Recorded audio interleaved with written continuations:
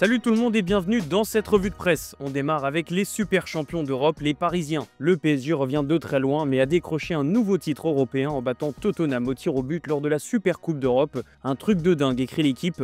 Ce PSG n'en finit plus de nous surprendre alors qu'il était mené 2-0 et qu'on avait du mal à reconnaître l'équipe qui a conquis l'Europe il y a quelques semaines seulement. Oui, les Parisiens n'ont eu qu'une semaine de préparation pour ce premier rendez-vous important de la saison, mais jamais le PSG n'a été en mesure d'inquiéter Tottenham pendant la première heure de jeu.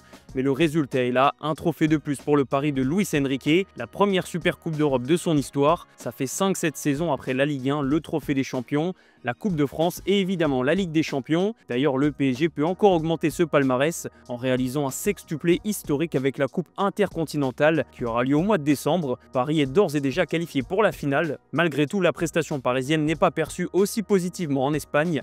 Un miracle du PSG titre Marca. Les Espagnols ne changeront jamais. Ils sont toujours un peu plus durs quand ils parlent du PSG. Peu importe pour Paris, cette Super Coupe d'Europe est bel et bien dans la valise. Un mot sur les héros de cette finale à rebondissement, à commencer par la super attaque portugaise comme l'illustre Abola. En tête de peloton, Gonçalo Ramos qui a fait une entrée incroyable, buteur sur l'égalisation dans le temps additionnel, un tir au but transformé avec beaucoup d'autorité, alors que le PSG était derrière à ce moment-là. Bref, l'international portugais a confirmé qu'il faudrait compter sur lui cette saison. Je suis très heureux, c'est un jour magnifique, a confié Gonçalo Ramos, qui dans le même temps a parlé de son avenir. Oui, je reste au PSG, a déclaré l'ancien de Benfica. Au moins les rumeurs de départ sont éteintes. Nuno Mendes lui aussi a été décisif en inscrivant le dernier tir au but, celui de la victoire, sans oublier l'entrée en jeu décisive de Lee Kang-in. Il n'est pas portugais mais il a apporté une touche technique qui manquait au PSG. C'est surtout lui qui a réduit la marque d'une magnifique frappe du gauche. Si Paris a inversé la tendance, c'est aussi grâce à la révolte d'Ousmane Dembélé. Le numéro 10 parisien a été invisible pendant une heure, malheureux dans tous ses choix avant de retrouver le fil du match et d'offrir une passe décisive à Gonçalo Ramos.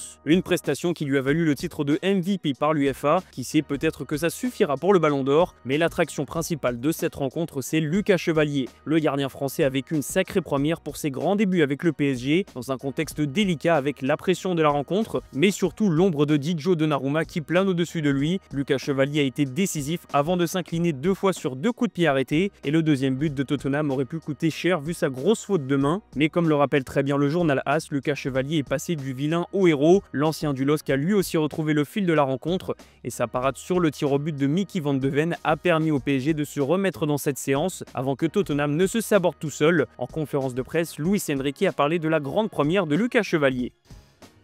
Je dois dire que je suis très content de la manière qu'il a fini le match.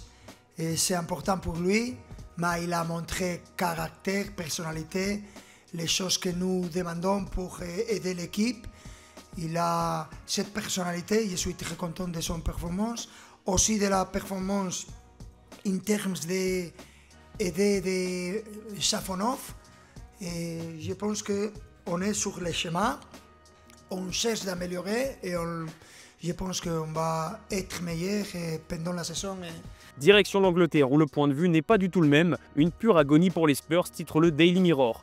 Tottenham y aura cru pendant longtemps et encore plus une fois que Cristiano Romero a doublé la mise sur l'erreur de Chevalier, mais les Spurs ont souffert de la sortie de Mohamed Kudus qui pouvait conserver le ballon plus haut. Ils ont reculé et fini par encaisser 2 buts. Bienvenue chez les Spurs, titre le Daily Star.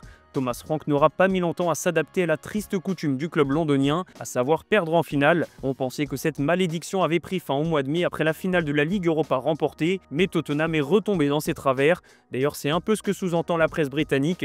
Si proche et si loin, titre le Daily Express. Même si Tottenham est passé à quelques minutes d'un sacre historique, on a senti toute la fébrilité des Spurs en fin de match, et ce qui devait arriver arriva. Malgré tout, ça reste une première positive pour Thomas Frank, un premier match officiel contre la meilleure équipe d'Europe avec des enseignements positifs à tirer, surtout que le mercato n'est pas terminé. Comme l'évoque le Daily Mail, Tottenham cherche encore à se renforcer et Savinho pourrait bien compléter l'effectif des Spurs. Manchester City est prêt à laisser partir l'international brésilien. Reste à savoir si Tottenham mettra le prix pour convaincre l'ancien joueur de Gérone. Il y a tout de même une note négative pour les Spurs. Mathys Tel a reçu des messages à caractère raciste après son tir au but manqué. Le club a réagi directement sur les réseaux sociaux en condamnant ces agissements. Toujours en Angleterre, il y a déjà du changement pour Ryan Cherki à Manchester City. Non, pas de départ évidemment, mais un changement de numéro. Avec le départ de Jack Grealish à Everton, le numéro 10 vient de se libérer et Cherki y a vu une belle opportunité.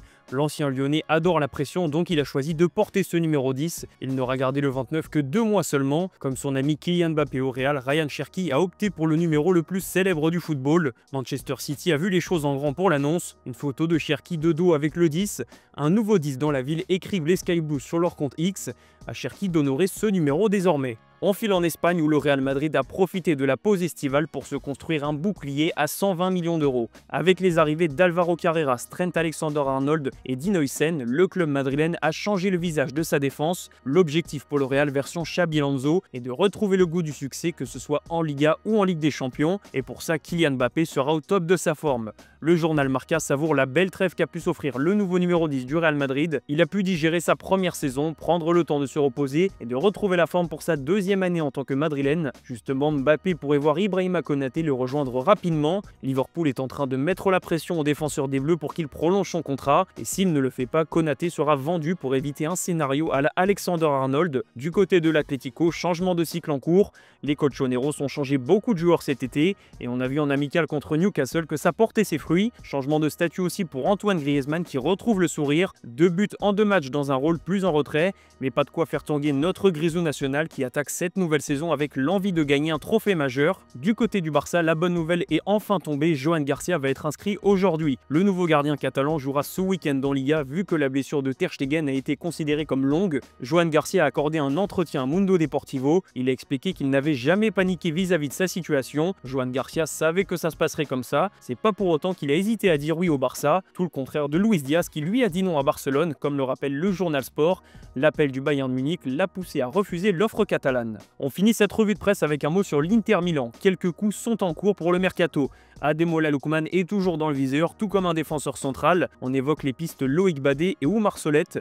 Rasmus Højlund lui aussi pourrait rejoindre la Serie A. Les négociations sont en cours entre l'AC Milan et Manchester United. L'attaquant danois lui a déjà dit oui au Rossoneri. En Allemagne, le Bayern Munich s'est encore fait recaler pour Nick Voltema 2. Stuttgart a reçu une offre de 60 millions d'euros, mais le club bavarois s'est pris un nouveau refus. Et un petit mot sur l'OM, les promesses de l'an 2 titrent l'équipe. L'objectif pour Marseille, c'est d'aller chercher un titre cette saison, mais surtout de conserver cette deuxième place et de s'installer durablement ici. Pour ça, l'OM pourra compter sur Mason Greenwood, l'attraction numéro 1 de l'équipe. Le numéro 10 marseillais a montré lors de la prépa qu'il était en très grande forme, à lui de confirmer dès vendredi soir à Rennes. Enfin, du côté de l'OL, on va retrouver un visage bien connu lors du premier match contre le RC Lens, un certain Pierre Sage. Le nouveau coach lensois s'est entretenu dans le journal Le Progrès. Il a parlé de sa très belle relation avec le club et ses supporters, en expliquant que l'OL était un phénix avec de la ressource. Ça ne l'empêchera pas d'aller à Lyon ce week-end avec la volonté de prendre 3 points. C'est la fin de cette revue de presse les amis, merci de l'avoir suivi, et comme d'hab on se donne rendez-vous en fin d'après-midi pour le JT Foot Mercato.